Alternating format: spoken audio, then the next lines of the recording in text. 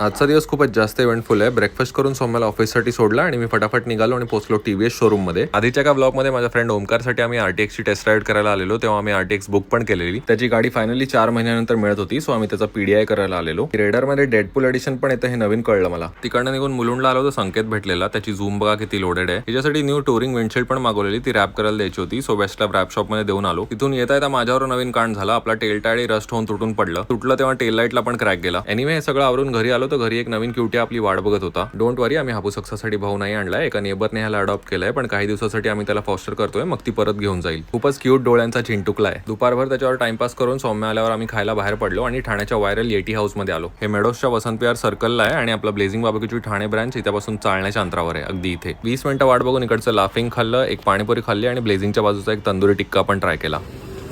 अगो बाई सरक माझ्या नवऱ्यापासून लांब हो.